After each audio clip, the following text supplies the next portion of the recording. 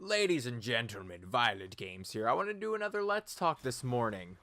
Let's Talk is my series where I just give you opinions on any particular topic in gaming, whether it's a video game itself, whether it's something happening in the industry, and I'm giving it to you not from the perspective of a journalist, but from the perspective of a common consumer like you, someone who watches YouTube, who enjoys YouTubers, who plays these games on a casual basis. So, today I wanted to talk about the IGN review debacle with Dead Cells. If you guys don't know what I'm talking about, it's kind of all over the internet right now. Is that a reviewer from IGN stole a review from Dead Cells, like literally, completely. If you hold the reviews up next to each other, there are certain sentences completely ripped from this independent reviewer's review in this formal IGN review. And I don't know why he thought he could get away with this. The internet's going to find this out quickly. So, yeah. It's really a strange thing. Because the thing that kind of boggled my mind wasn't the fact that IGN had a guy who stole a review. It's the fact that people are watching IGN reviews in 2018 in the first place. Like, IGN has lost their credibility for me years ago. Like, they kind of proven to me that their reviews aren't based off people who are passionate about video games. Rather, they're based on people who are journalists who have to meet a deadline. So the example that put me over the edge, that made me completely not trust this site, was a review on Alien Isolation. It was a review of a survival horror game where the guy who did the review clearly rushed through the game. He clearly had to meet a deadline, and the game pissed him off as a result, and he didn't play the game properly. So what wound up happening is he would make complaints like, oh, there wasn't enough resources in my environment to actually distract the alien. Whereas I played the game on the hardest difficulty at the time. They did add an overturned difficulty later. But there was the hard difficulty that I played on. I had plenty of resources. In fact, I had an overabundance of resources in the game. So what that says to me is that this reviewer was rushing through the areas just trying to get through them for the sake of beating the game, and he actually played the game out of context. He probably sprinted around, got himself found by the alien, because the alien kind of searches within a radius depending on what level you're in, and he got himself killed over and over again, and it frustrated him. But because he had to meet a deadline, he kind of had to rush through the game, and he wound up hating it as a result. So it really kind of showed me that these mainstream media outlets are literally just trying to get their review out as soon as possible without the same amount of quality control that an independent YouTuber would have. So I kind of completely lost faith in IGN reviews, GameSpot reviews, anyone who has a mainstream media outlet name behind them. I think their reviews aren't good anymore.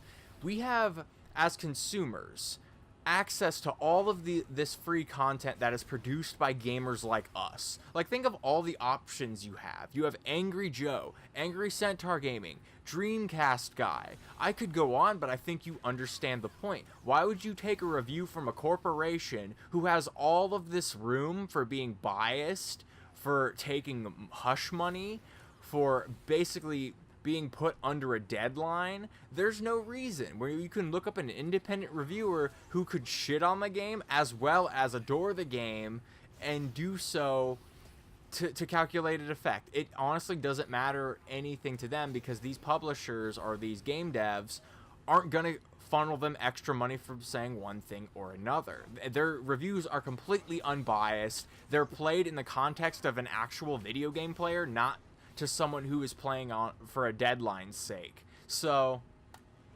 that's really my take on this situation. Is like, really, the thing that boggles my mind is not that an IGN reviewer stole something. It's the fact that people are still watching IGN for their reviews. Now, I think IGN in that regard should go the way of the dinosaur. People should stop watching their reviews and stop taking them seriously, because they're no longer passion projects, and this is proof. Now, some of them are. Some of these journalists do put out good reviews, but there's too many different journalists cycling through IGN, and people keep leaving the site. How can you honestly trust them?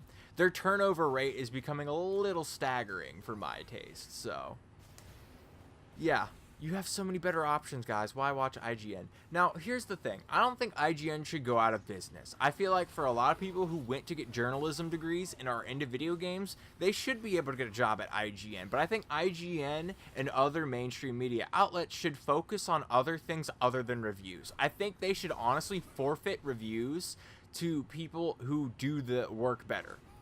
YouTubers do that work better because they're like you and me. They're just common consumers. They know what they like.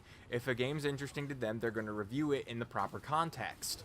And whereas these media outlets, they have to try to like push their reviews and they just wind up being crap. I'm probably reiterating things by now, so I'm probably going to finish this video up basically saying that IGN, they should actually shift their focus to like interviews or talking to these game devs about games, trying to collect information for us that YouTubers couldn't get their hands on, because then they would offer a unique product to the consumer that is different than what is already being put out by independent creators.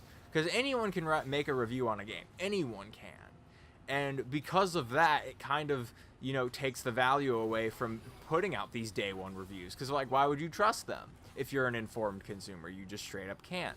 But as a mainstream media outlet, you do have this flexibility of working with game devs to get exclusive interviews, exclusive coverage, exclusive details, maybe learn more about a certain game before it comes out, or maybe even learn more about a development team, write articles and stuff on that, make video coverage on that, and I feel like your platform could sustain itself.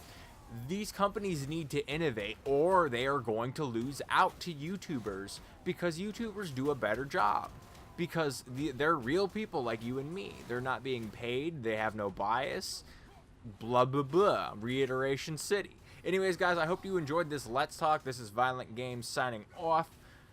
Don't watch mainstream media reviews. It's not needed anymore. There's just no reason to do it, and this is just more evidence as to why you shouldn't. I gave up on these companies a long time ago. I think it's time everyone else followed suit.